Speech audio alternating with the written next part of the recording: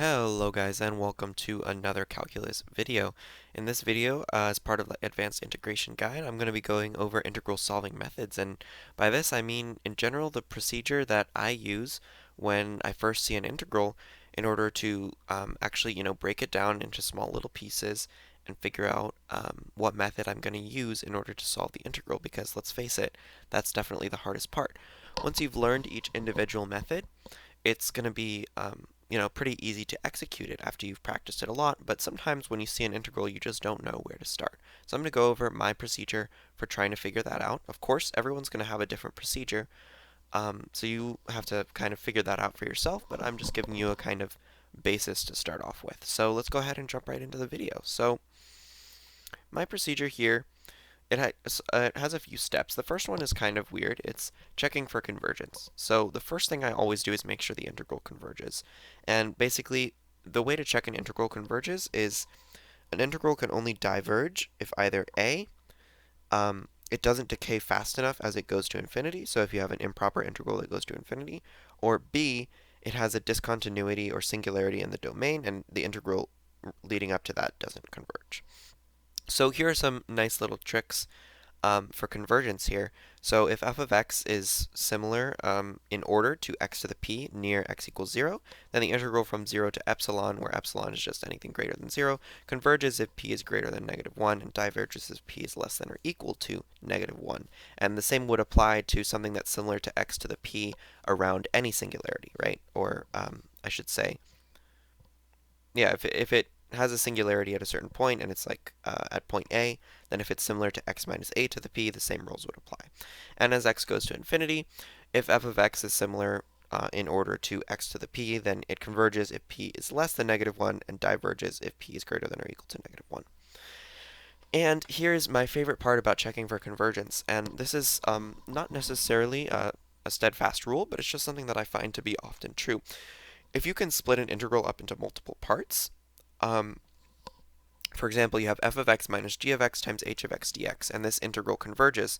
But if you separate this into two separate integrals, the integral of f of x h of x and the integral of g of x h of x, and those both diverge, then I've found that in almost every problem, the relationship between f of x and g of x will most likely be instrumental in solving the integral. So maybe you'll have to find some identity that combines f of x and g of x. Maybe you'll have to expand both of them as a series and then combine that series together. Maybe you'll have to, maybe f of x and g of x can be written um, as different values of a completely different function that we're going to differentiate using Feynman's trick. But in general, if you see a situation like this, you should immediately be thinking, how can I leverage f of x and g of x and combine them into one thing so that I can have a convergent integral? So that's something always to look out for. Then number two, we're going to look at the functions involved in the integrand, because sometimes just off of the functions, you're going to immediately know what method you're going to use.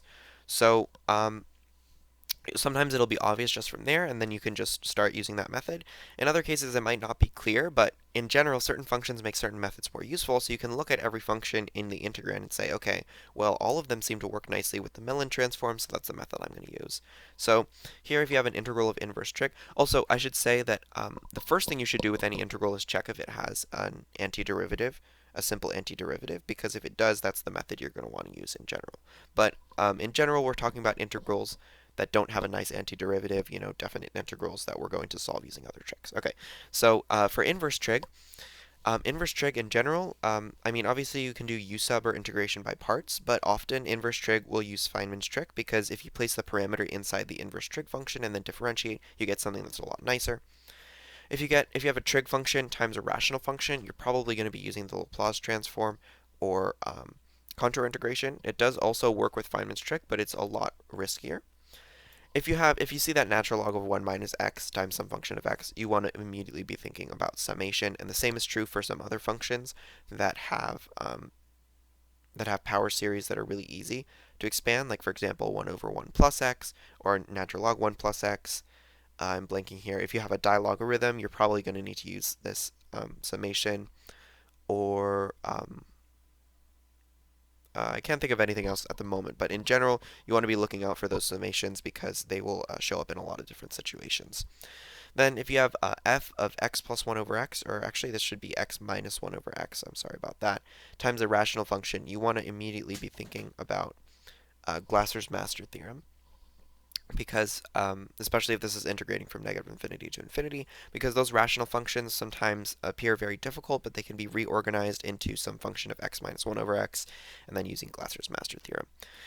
Then if you have, for example, a rational function, this just represents a rational function of sine x and cosine of x, you're immediately going to think of the Weierstrass function.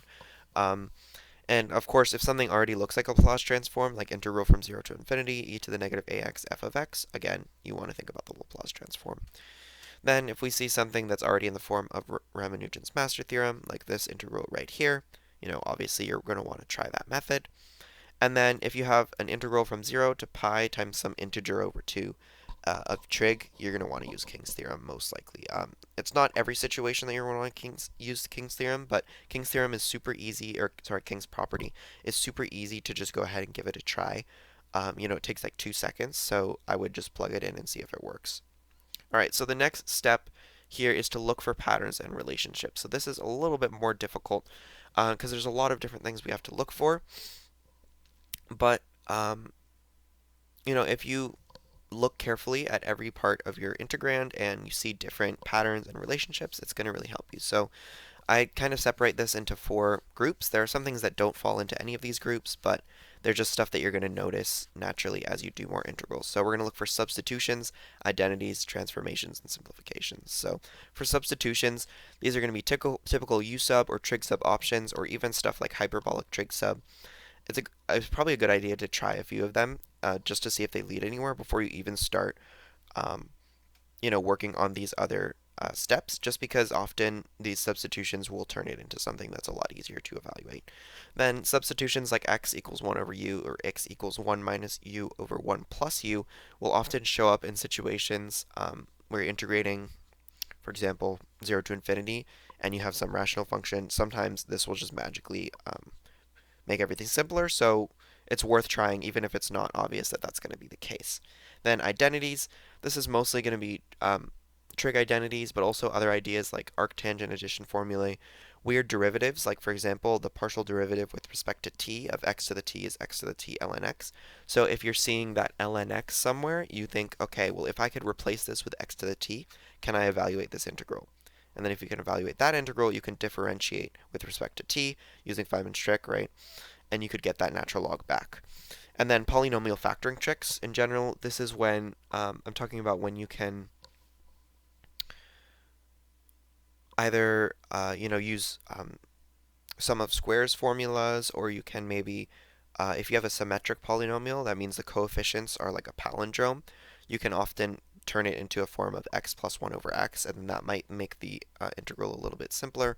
Or in other cases, just simply factoring on the bottom and just trying to do partial fractions from there. Then transformations. So for Feynman's method and the Laplace transform, look for places where a parametrization followed by a differentiation or taking the Laplace transform could yield an easier integral. So just start plugging in, a variable somewhere in your integrand and think, okay, if I take the Laplace transform now, is it going to make things easier for me? And, just give it a few shots. Obviously not every integral is going to work out, but if you don't know the method to solve an integral, the only way to figure it out is just start trying things. And then simplifications, this is pretty straightforward. Just simplifications, combining like terms, ln a plus ln b equals ln ab, or multiplying by a conjugate. Simplifications you probably should already be seeing anyway. Also, something very important to take note in this step, look for explanations for seemingly random coefficients or constants, because chances are this is going to be essential in solving the integral. So in many integrals, you'll see just some random constant being multiplied or added somewhere. And if you ever see that, that should light a little spark in your head, because it's probably, people don't put random constants in there for no reason very often. So I have actually an example here. This was one of my recent videos, and the entire reason I was actually able to figure out the result of this integral was because there was this 6 next to ln squared of 1 minus x, and I was like, why is 6 here? It makes no sense for there to be a 6 here. It could be a 3, it could be a 4, it would look the same, right? And I ended up thinking about it a little more, and I found out that the 6 was actually very, very essential for the integral to be valuable. So yeah, just go ahead and think, where does 6 pop up in relation to fourth powers, stuff like that. So in our example that we're going to go over, there is going to be a weird constant that's going to be instrumental in solving the integral. And step 4 is finally just try something. So using your knowledge from steps 1 to 3, attempt some method of integration, put a Feynman parameter in there, set up a contour integral, or take the Laplace transform, or something like that. It can be anything you want, but in general, you should be using clues from the information you gathered in steps 1 through 3. If not, you can just try something random, try some random substitutions, see if it helps you at all. And then something to keep in mind is that often it has to get worse before it gets better. So if you see a method and you think this might work, be as thorough as possible with it. So try to take it as far as you can. If it gets a little bit more complicated, sometimes, you just have to go one more step and then everything will simplify. So, don't give up too early on a method and try every option until you find a solution or hit a dead end. And then if you haven't solved it, just go back, try another method. You probably won't guess right on the first try.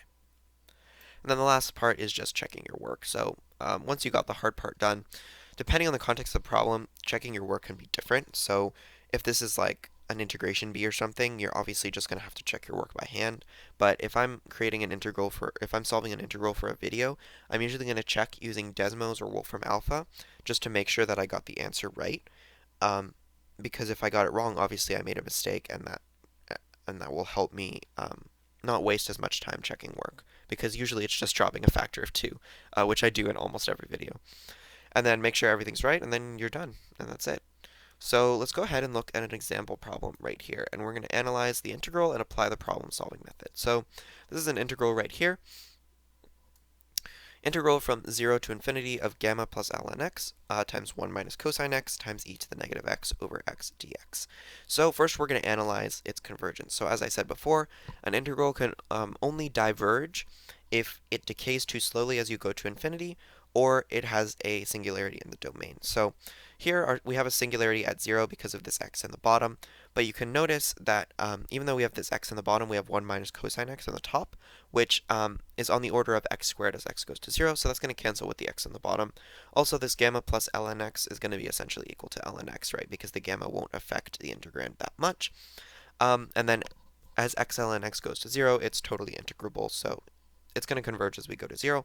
And as we go to infinity, e to the negative x is just going to dominate over everything, and so that it's going to converge. However, something that you may notice is that if we split this 1 minus cosine x apart into two different integrals, so for example, the integral from 0 to infinity of gamma plus ln x times e to the negative x over x without the cosine x, and then one with the cosine x, the integral no longer converges because this 1 minus cosine x won't act like x squared as x goes to 0 anymore. So we can't split up this integral into two different parts. We can split it up into two different parts, splitting apart this gamma and ln x, but we can't do it with this 1 minus cosine x. So as I said before, if we find these two functions that we can't split apart, chances are it's going to be important to the evaluation of the integral. So we're going to keep that in the back of our mind as we move on to the next step. So step 2, we're going to look at all the functions we have here. Now, x, I'm not really classifying as a function because it kind of works with almost every method, right? So let's look at all the different functions we have. We have e to the negative x here, or actually let's start over here. So we have gamma plus ln x. Now natural log of x works nice with the Laplace transform. It sometimes will work well with contour integration. It's very common to see Feynman's trick used with ln x, but because we're adding this gamma right here, the Feynman's trick might not work as well. And then we can also use the Mellin transform. That's what this m represents. So those are all a few options right here. Next we have 1 minus cosine of x, and this works with nearly everything because 1 minus cosine of x is just a nice function. We can use the Weierstrass substitution, Lobachevsky's formulae, the Laplace transform, contour integration, summation, and power series, or the Mellin transform. So we don't really need to worry about this. Then we also have e to the negative x, which works amazingly well with the Laplace transform since it's sort of already in the form of the Laplace transform. Also, with Feynman's trick, if we placed a parameter right here, e to the negative tx, and then differentiated with respect to t, it would get rid of this x on the bottom, which is nice.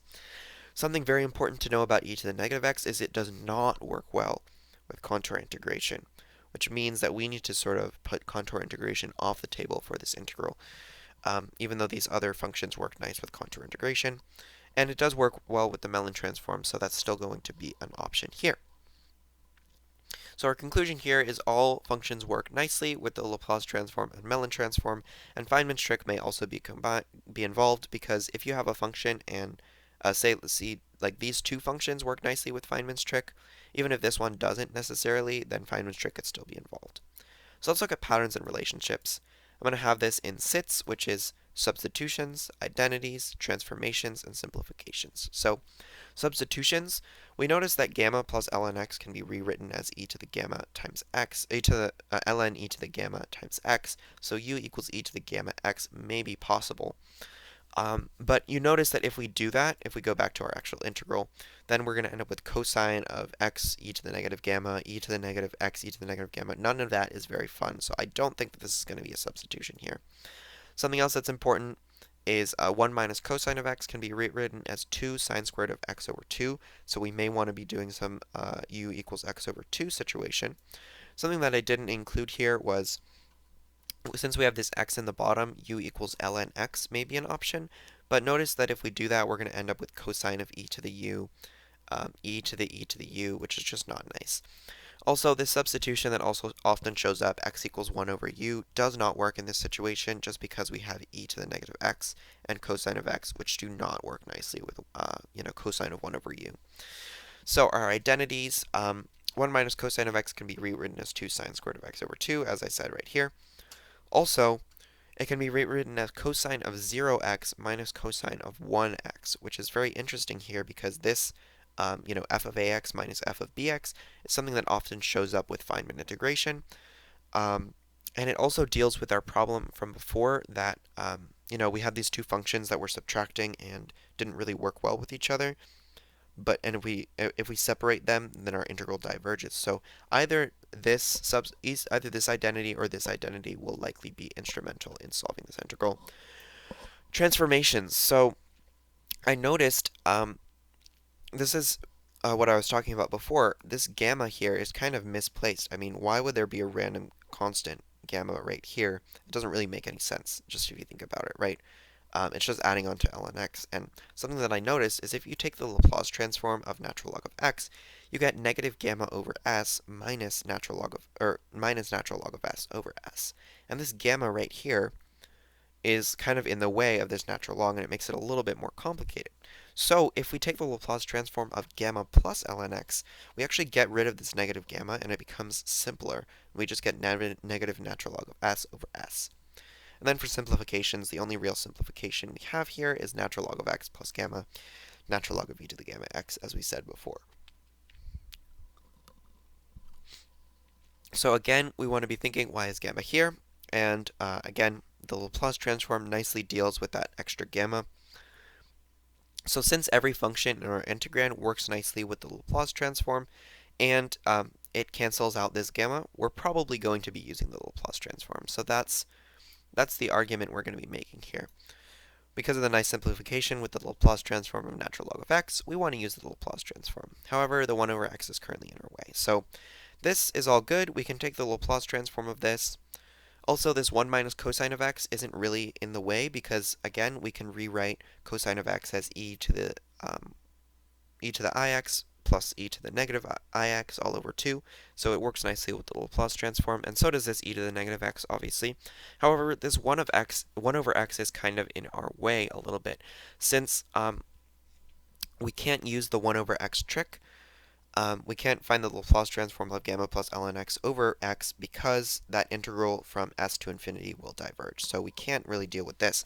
However, as we said before, Feynman's trick can get rid of that x in the bottom. So if we rewrite our 1 minus cosine of x as cosine of 0x minus cosine of 1x, we can maybe make this parametrization and replace this with 1 minus cosine of alpha x.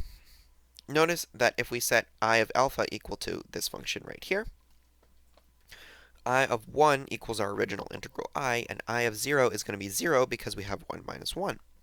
So when we differentiate with respect to alpha, we're just going to get sine of alpha x right here because negative cosine goes to sine, and this x is going to cancel because of the chain rule.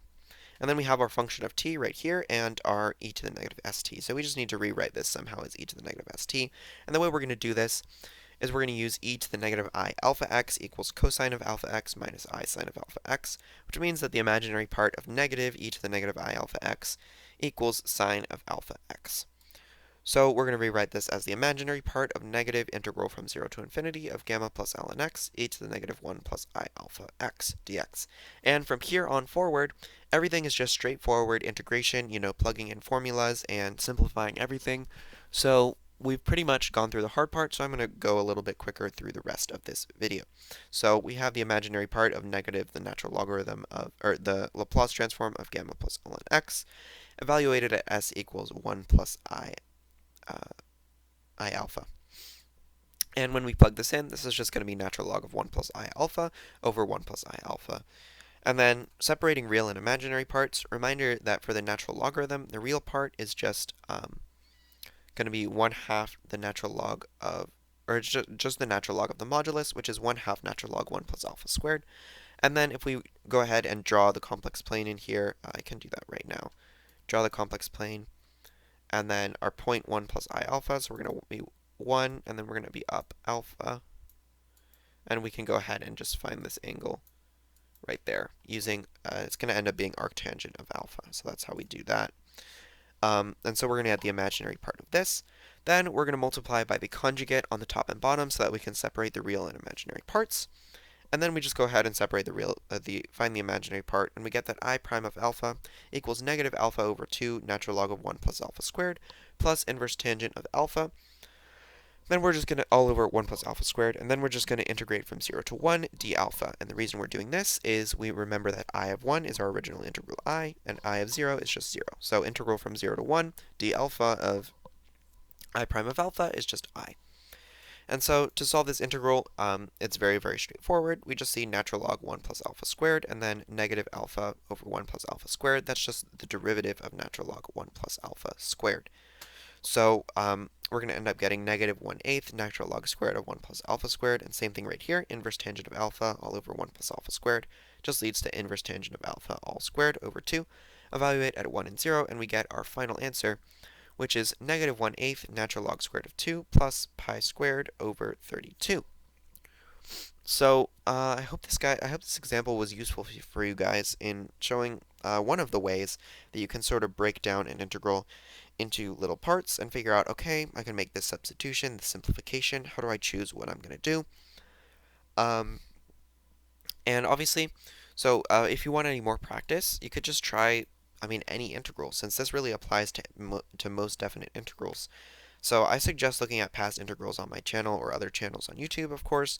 Looking on Math Stack Exchange, they have so many good problems there, and they also usually will have solutions for many of them if you need a hint. Or you could go into a problem book like Irresistible Integrals, Almost Impossible Integrals, Sums, and something else, or Inside Interesting Integrals, and you could find new problems there.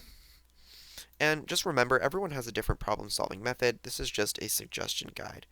Solve integrals in any way you want. There we go. And develop your process to your liking. So again, this is just a guide to go off of. Everyone's going to have a different method, and you need to figure out what's going to work best for you. I just think this is a good way of breaking down the problem in little steps rather than thinking, oh my gosh, there's so many functions here, what do I even do? So, thanks for watching. I hope you learned something. I don't know why it says is at the back here. I kind of made this at like 11:30 last night. Yeah, so thanks for watching. I hope you learned something. If you want to see more instructional content like this, go ahead and check out the Advanced Integration Guide playlist on my channel. I have guides on several different integration methods, and I'm still working on it now. And yeah, I hope you enjoyed the video, and I'll see you next time. Bye!